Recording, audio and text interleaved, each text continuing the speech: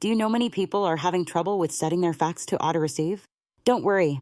In this video, we'll show you how you do this. Let's start. Step 1. Press Settings. Press the Settings button on your Brother MFC-L5710DW control panel. Step 2. Navigate Settings. Use the arrow keys to navigate to all settings and press OK. Step 3. Select Fax. Select Fax from the menu using the arrow keys and press OK. Step 4. Go to Setup. Navigate to Setup Receive and press OK. Step 5.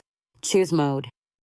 Choose the receive mode that suits your needs, like Fax Only or Fax/Tell. Now you should be able to automatically receive faxes with your Brother MFC-L5710DW. Still need help? Visit our website for the complete manual. There you will also find questions and answers from other Brother users. Did you find this video helpful? By subscribing, you help us continue to answer users' questions. So, subscribe to our channel. Thanks for watching and see you in the next video.